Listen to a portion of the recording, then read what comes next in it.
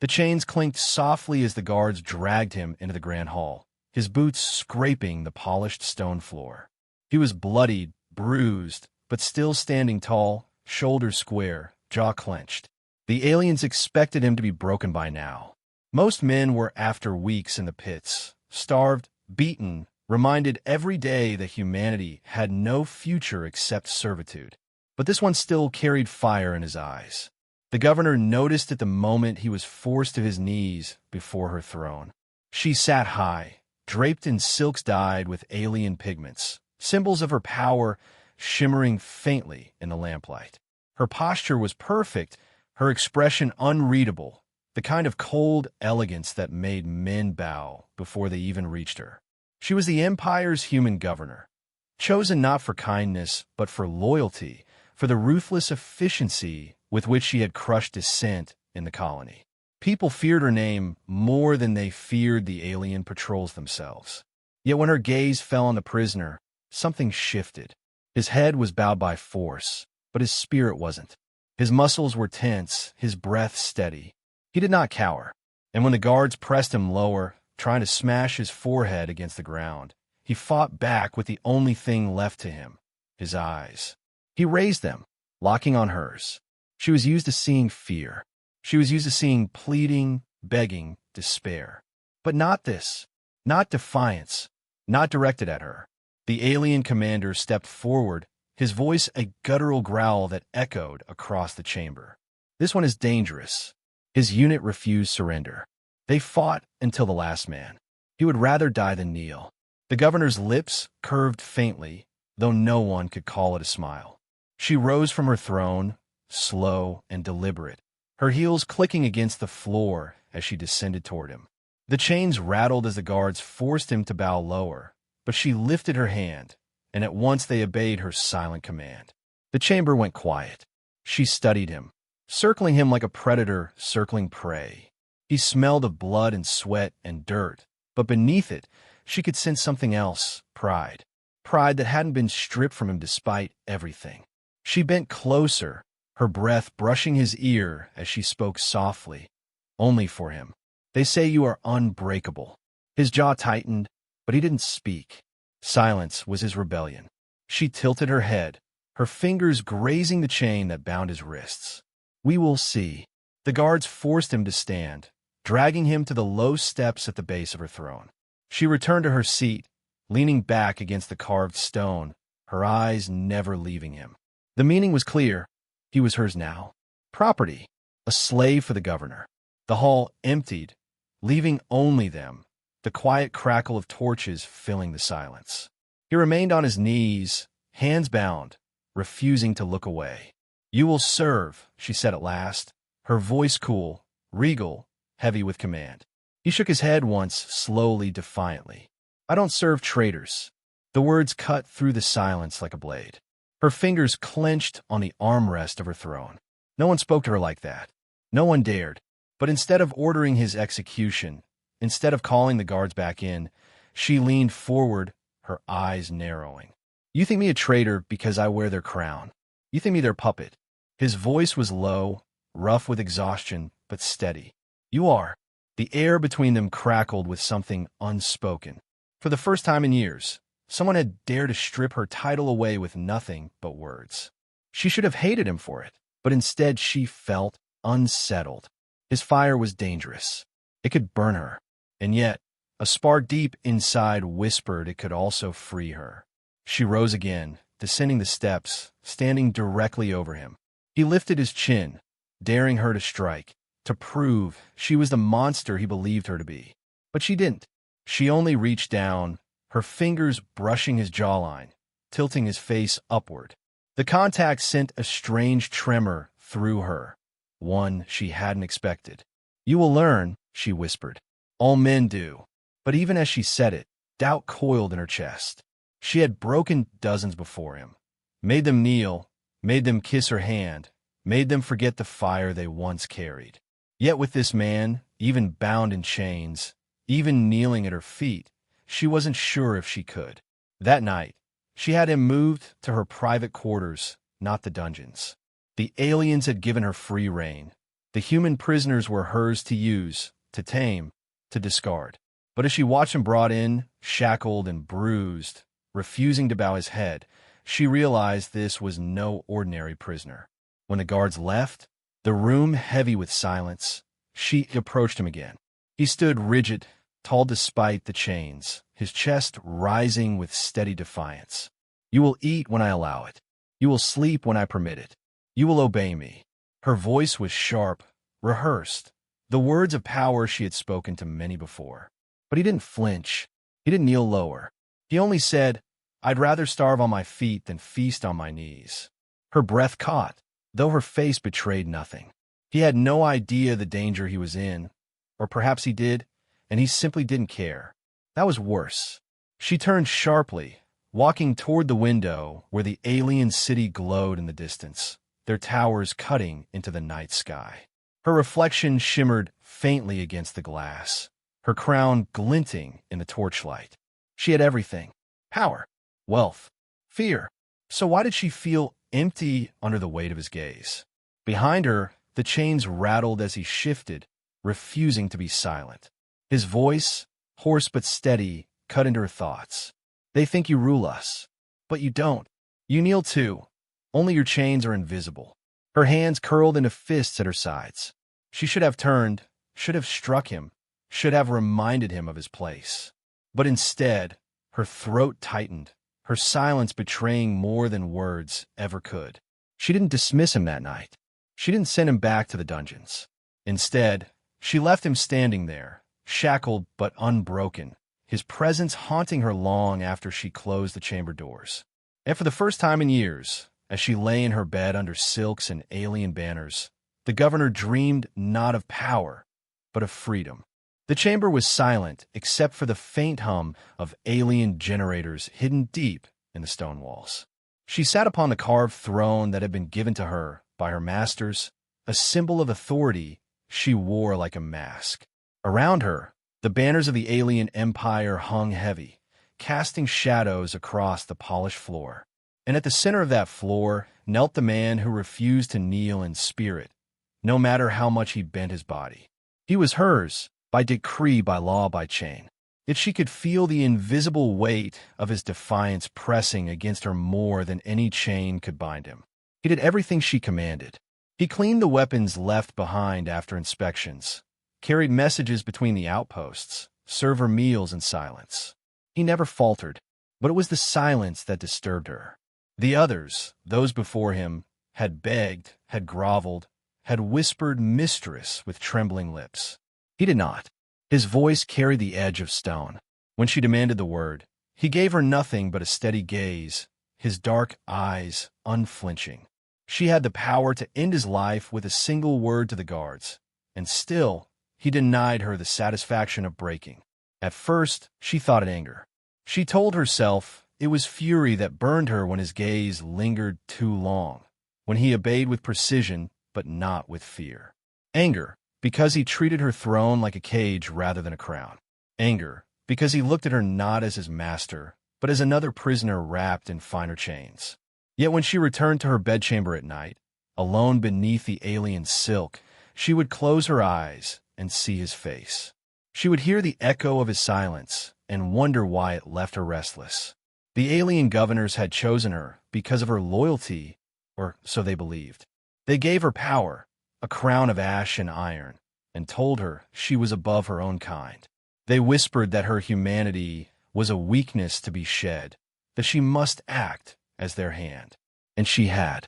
She had ordered punishments, overseen executions, stood in judgment over the people she once called her own. She had told herself it was survival, that power was safer than weakness. But when this man looked at her, when he refused to speak the word mistress, she felt the cracks in her crown begin to widen. One night, as the torches burned low and the guards rotated outside, she found herself standing in the chamber long after she should have left. He was still there, seated against the stone wall, wrists bound but posture relaxed, as though he were home in chains. She lingered in the doorway, silent, watching him. His eyes flicked toward her once, then returned to the shadows. He did not bow. He did not move. "Why do you refuse?" she asked, the words slipping from her lips before she could recall them. Her voice was sharper than she intended, the tone of command that her masters expected of her. His answer was quiet, calm, and devastating. Because you don't deserve it. The air still between them. She felt heat rise in her chest, a flood of emotions she could not name. She should have struck him for such insolence. She should have ordered his death for daring to speak so. But instead, she stepped into the chamber, closing the door behind her. "Do you think me weak?" she asked, her voice lower now, uncertain. "I think you are afraid," he replied, his gaze locking with hers. "More afraid than I am. At least I know my chains are real." His words cut through her like a blade. She wanted to deny it, to cloak herself again in the authority the aliens had wrapped around her, but she couldn't. Not in front of him. She remembered the first day she was chosen, the moment the aliens had placed the crown upon her head. She had told herself it was safety, but standing before him now, she felt nothing but the weight of her own compromises pressing against her ribs. That night she did not sleep. She sat at her desk, staring at the alien reports, the endless decrees she was meant to enforce. His words echoed in her mind, louder than the hum of the machines. Afraid, he had seen through her. He had seen the truth she buried under silks and titles. In the days that followed, she found herself watching him more closely. When he moved, she noticed the quiet strength in his body, the way he carried scars like banners, reminders of battles survived. She noticed the fire in his eyes, the one thing the aliens had not extinguished. When she issued commands, he obeyed, but she realized he was never truly subdued. His silence was not submission. It was defiance disguised as calm. The alien officers came to inspect her colony one morning, their armor gleaming, their voices dripping with disdain. She stood at their side, every gesture rehearsed, every word sharp. But when they left, she caught his gaze from across the courtyard. And in that fleeting moment, the mask slipped. She saw the question in his eyes. "Is this who you want to be?" Her hands trembled that evening when she removed the crown. She stared at it on her table, its metal cold and lifeless, and for the first time, it looked less like power and more like a shackle. She told herself she hated him for making her feel this way, for pulling down the wall she had built around herself. But when she closed her eyes that night, it wasn't hate she felt. It was longing, a longing for the defiance in his gaze, for the strange freedom that lived in him even while bound. And so the cracks spread wider. Her commands grew softer in private, her eyes lingering longer when no one else could see. When she brushed past him in the corridor, she felt the heat of his presence, and her breath caught. He did not flinch, did not bow, did not give her the title her masters demanded. And yet, it was his defiance, his refusal to see her as her masters wanted her to be, that left her crown feeling heavier than ever. She was beginning to understand that she did not want him broken. She wanted him to look at her the way he always had, unafraid, unyielding, unbroken. Because in his defiance, she saw a reflection of the woman she once was, before the chains, before the crown, before she had traded freedom for survival.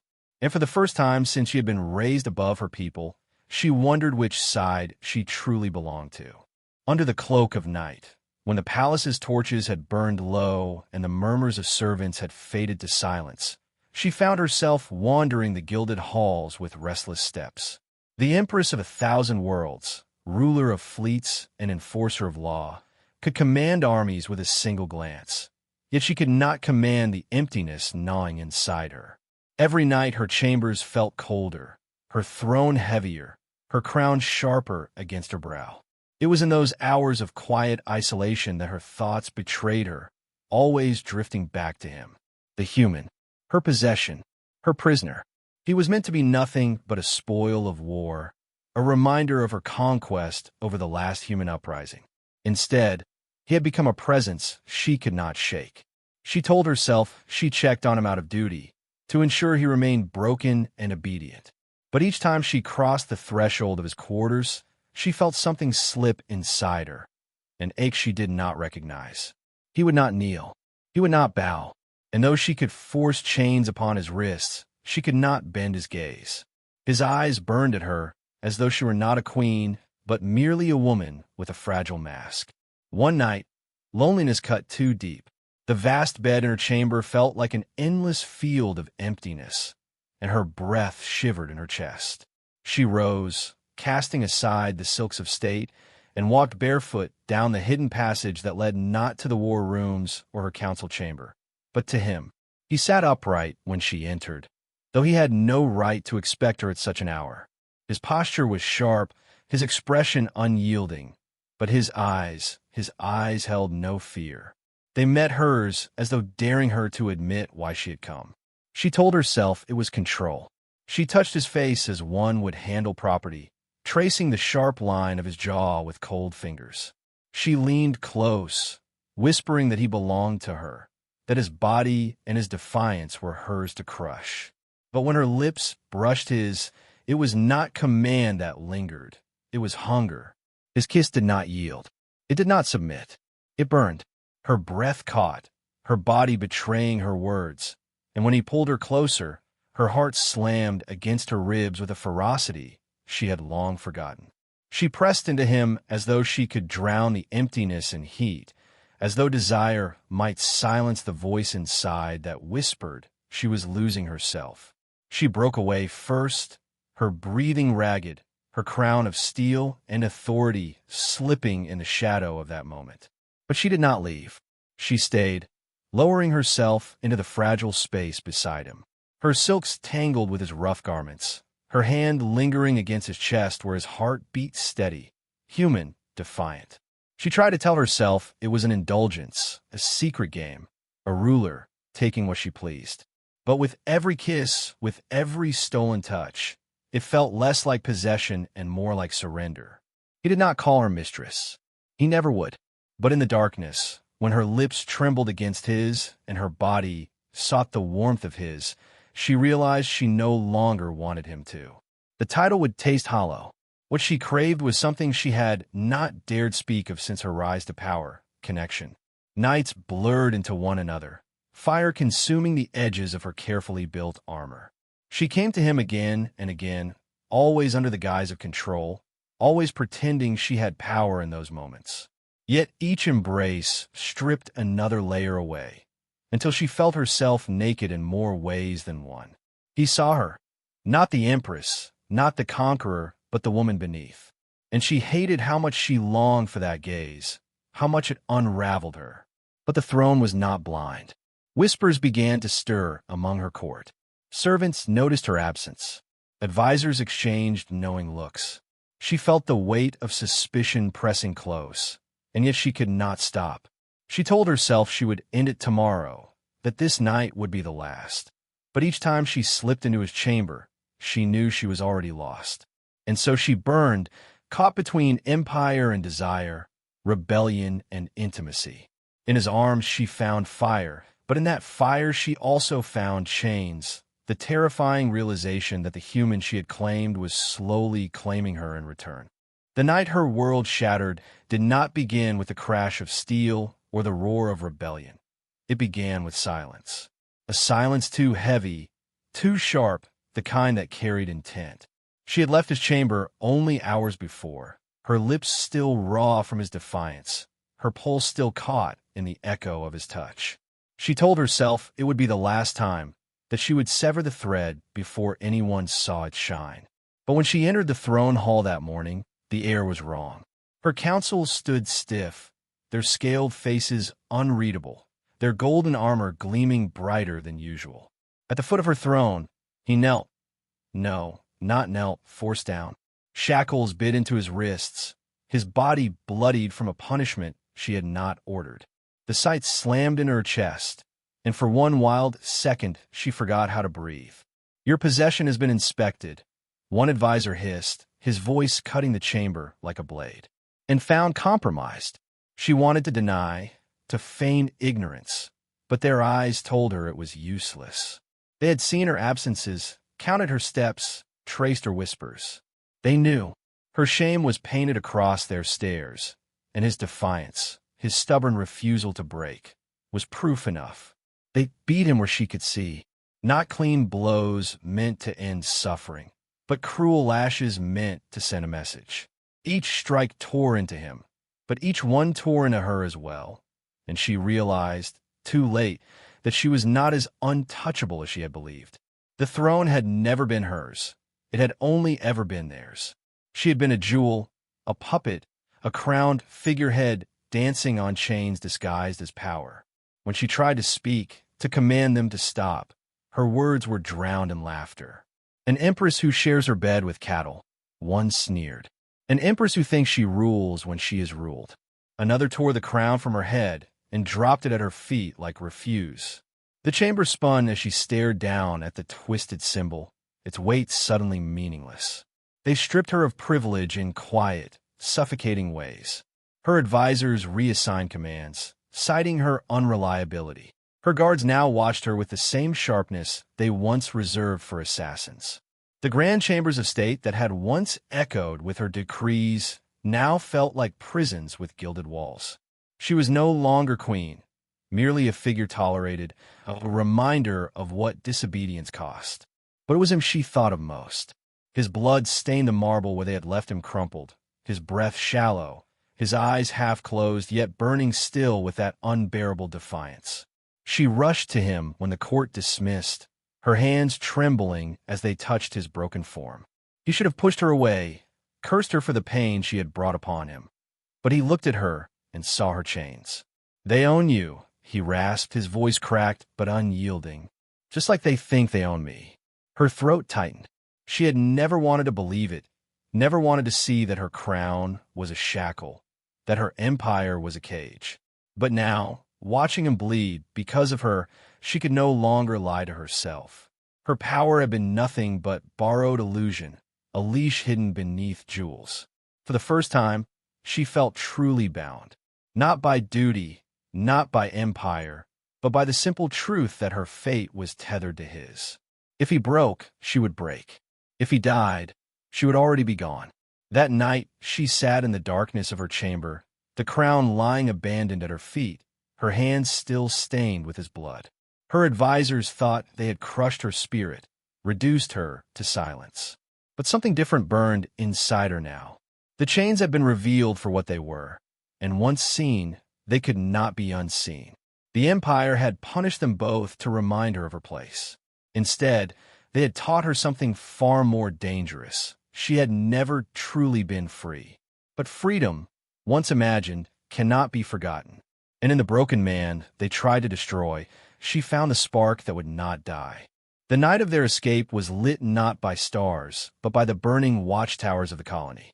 Smoke coiled through the air like the ghosts of the fallen, shrouding their path as they stumbled into the ruins beyond the city walls. Each step was agony, every shadow a threat, yet the silence between them was heavier still. He had supported her weight when her legs faltered, his hands rough but steady against her trembling frame. She had always imagined herself as untouchable, distant, more symbol than woman. But now she was just flesh and pain, leaning on the very man she had once called slave. They collapsed at last in the hollow shell of an abandoned house, its stone walls cracked, its roof half collapsed. The floor was cold ash, remnants of lives erased long ago by the Empire's fire. He lowered her gently, his eyes scanning the darkness for movement, before crouching to tend her wounds. She flinched when his fingers brushed her skin. Old instinct, a ghost of her title, her role, but his touch was careful, not demanding. He was not kneeling now because of chains, but because he chose to. "You're bleeding too much," he muttered, tearing a strip from his own shirt to bind her arm. His voice carried no softness, only that hard edge she had come to know, the voice of a man who had survived too much to waste words. Yet beneath it, she felt something else, something he tried to bury: care. Her lips parted, the confession pushing against her throat like a blade she had swallowed years ago. "I never wanted this," she whispered, staring at the cracked ceiling. The throne, the crown, the lies. I was their ornament, their proof that humans could be broken and useful. They gave me power so long as I wore their chains. His hands paused, the bandage half-tied. She dared a glance at him, expecting scorn. Instead, She found only silence, his dark eyes steady on hers, waiting for the rest. "I never wanted to own you," she said, her voice cracking. I only wanted to be seen." The words broke her. Years of pretense, of coldness, of playing the untouchable queen, all of it spilled away in that ruined shelter. She pressed a hand to her face, ashamed of the tears that came, but he caught her wrist, pulling it gently down. "I saw you," he said. The words were rough, not romantic, not kind, but they struck deeper than any caress. "Even when you tried to be the monster they made you. I saw the woman behind it." Her chest ached as if something inside had cracked wide open. She had been surrounded by eyes all her life, thousands watching, judging, obeying, or defying.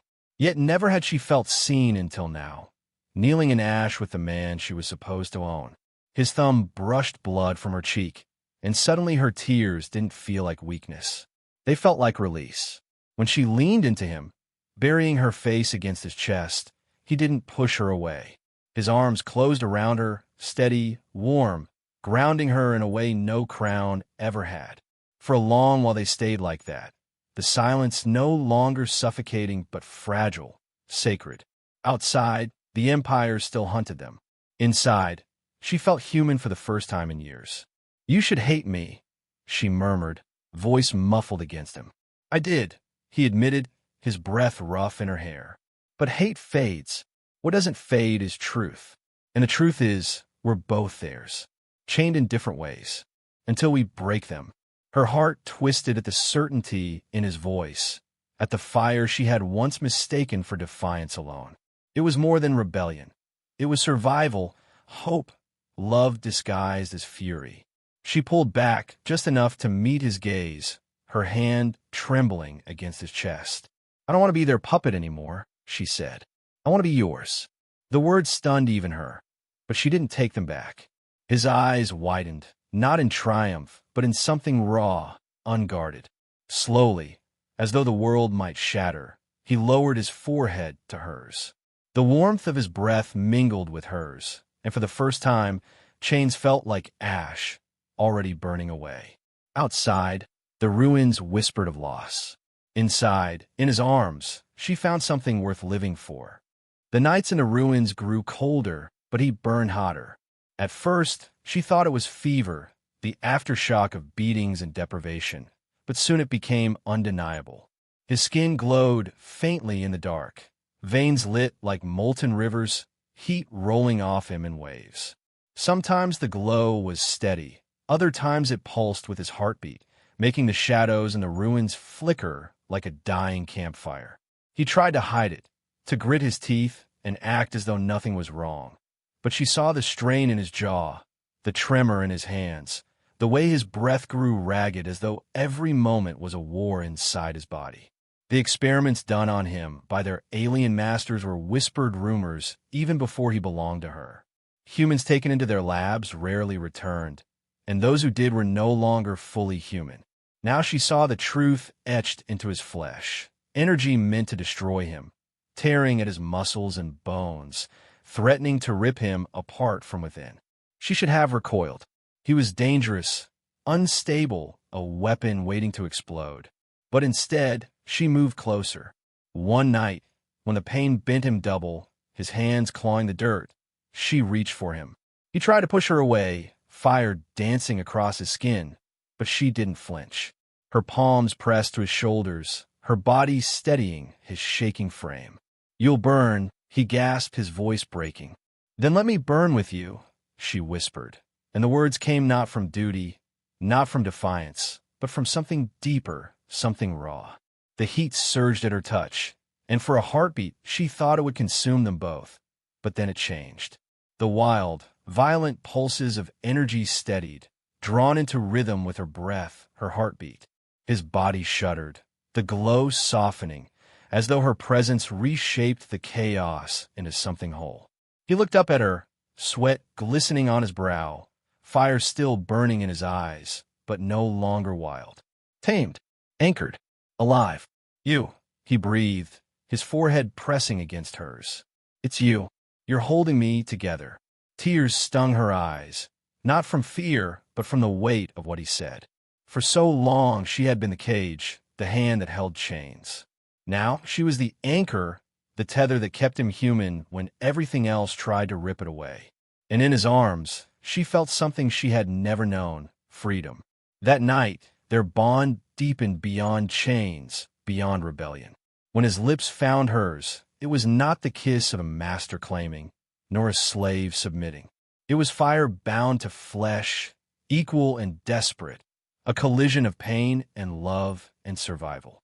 His energy surged into her, not burning, but fusing them, as though rebellion itself had chosen them as its vessel. Later, lying together in the ruins, his arm heavy around her waist, she whispered into the silence, "Maybe this is what they feared most. Not fire, not rebellion. Us." He didn't answer with words. His hand tightened on hers, and the glow under his skin steadied, warm instead of violent. Their bond was more than survival now. It was power, and the Empire would learn what it meant when love and fire became one.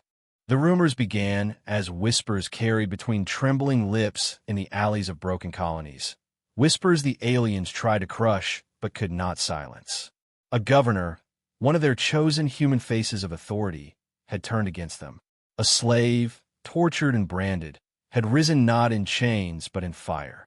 Together they had vanished into the ruins, and yet their shadows still loomed over every street where colonists walked with bowed heads. The whispers grew into stories, the stories into hope, and hope, long forbidden, became rebellion. She and he moved through those shadows, no longer hiding only for survival, but for purpose. Every step was calculated, every stolen breath a promise. She once had been the face of submission, cold and untouchable, a symbol meant to break her people. Now, when she walked through secret tunnels with him at her side, she felt her heart pound like war drums. Colonists looked at her not with fear, but awe. And when they looked at him, they saw not a broken slave, but a spark refusing to die. His skin still glowed with unstable alien fire, but in their eyes, that glow became holy. "They'll follow us," he murmured one night as they crouched in the hollow of fallen tower, watching colonists scrawl messages of defiance on the cracked walls. "Not because of me, because of you." "No," she said, shaking her head, her fingers brushing his scarred knuckles. "They'll follow us because of us. Alone, I was a crown with no power. Alone, you were fire with no fuel. Together," she drew in a breath, feeling the weight of what she admitted. "Together we are something they can't chain." And so the rebellion began, not in grand speeches or thunderous armies, but in stolen broadcasts and shattered chains. They raided alien supply routes, not just for weapons but for food to feed the starving. They lit fires in the night, flames that told the colonists where to gather. And when they struck not as master and servant, but as equals, lovers bound by something stronger than any order the Empire had given. The first tower fell in a blaze of fire. He tore through its walls, unstable energy searing metal like paper, while she led colonists into its heart. The aliens inside, once untouchable, were dragged out into the streets where the people spat their hatred and raised their stolen rifles. As the tower crumbled, someone, no one knew who, caught the scene on a smuggled lens and pushed it through the network. The broadcast reached every corner of the colony. It showed her standing with defiance in her eyes, chains broken at her feet. It showed him, fire licking across his body, lifting a fallen banner with one hand and pulling her into his arms with the other. They kissed in the ruins, surrounded by flames and chanting voices. Not dominance, not servitude, devotion, rebellion, love. The aliens tried to jam the signal. They failed. Within days, the footage spread beyond the colony, whispered across other enslaved worlds. Humans everywhere saw not hopelessness but fire, not humiliation but uprising. They saw what it meant for one who once wore the crown of betrayal to kneel beside the man who had once been forced to crawl and rise with him. More towers fell. Colonists painted their names on walls, their likenesses carved into stolen screens. The governor who turned, the slave who rose. Alien patrols doubled, but every time they struck, they found not one target, but a dozen more.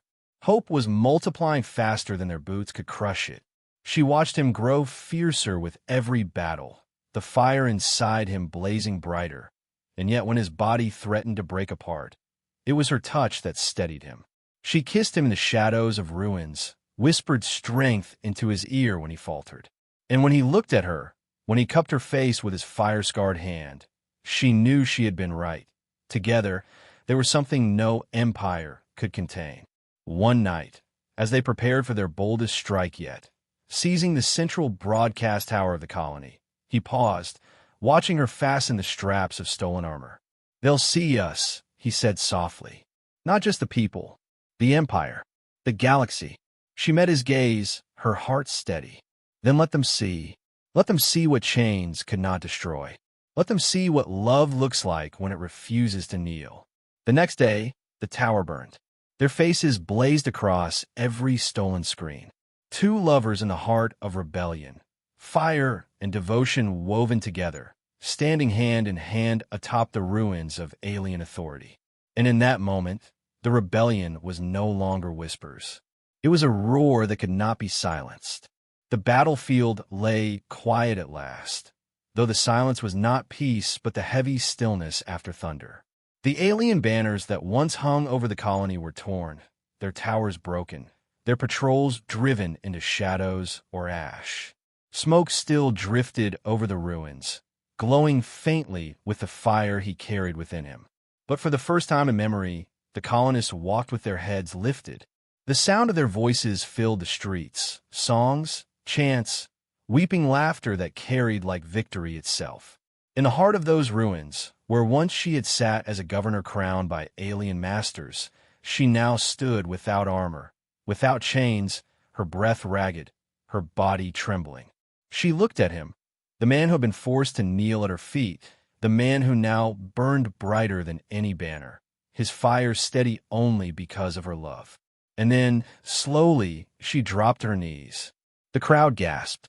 Colonists who had watched her rule with coldness once, who had feared her as much as they feared the empire, now saw her lowered, not by chains but by choice. She bowed her head, her voice breaking as she spoke. Not as master, not as governor, not as a crown. Her hands shook, clutching the dirt at her knees. But as a woman, I beg you, not for forgiveness, not for mercy, for your love. He froze. For a moment the fire in his body flickered, not from weakness but from the storm inside him. He remembered the nights she had commanded him, the cold mask she wore when aliens watched, the cruelty she had pretended to wield because power was demanded of her. He remembered how she had touched him in secret, not as property, but as a man. He remembered her fury when she saw him beaten, her trembling hands when she risked everything to keep him alive, her confession in the ruins. "I never wanted to own you. I only wanted you to see me." The fire around his shoulders dimmed, glowing softer, warmer. He reached forward, placing his scarred hand under her chin, lifting her face so her eyes met his. They were wet with tears, shining raw. "You don't have to kneel anymore," he whispered. His voice carried not only to her, but to the hundreds gathered in the broken square, and in the silence that followed, every ear strained to catch his words. "Not before me, not before them, not before anyone." He pulled her up, not as a servant, not as a subject, but as his equal. She stumbled into his arms, and when he held her, the colonists erupted. Some wept, some shouted, some fell to their knees in relief. They had seen chains turn to devotion, fire turn to freedom, love turn to legend. And in that embrace, all of it lived. Later, when the flames of rebellion spread beyond this one colony, when other worlds heard of the slave who had risen and the governor who had thrown away her crown, their story became something greater. Songs were written, murals painted. They were called saviors, gods, fire-born, and flame-hearted. Yet for them, it was simpler. In quiet nights when the smoke had cleared, she would curl against his chest, whispering her doubts, her fears, her longing to just be a woman again, not a symbol. And he would hold her, pressing his lips to her hair, telling her that to him she was never crown nor governor, never enemy nor master. Only hers, only his. In the years to come, when the rebellion blazed into the stars, their image would be carried on every banner. Him burning with alien fire controlled by human love, her no longer standing above, but at his side, her crown replaced by the clasp of his hand. To the galaxy, they were legend. To the people, they were fire and freedom. But to each other, they were simply a man and a woman who had once been broken by chains and had chosen instead to be bound only by love. And so their story spread far beyond one colony, whispered across the stars. The woman who once owned a man and the man who owned her heart.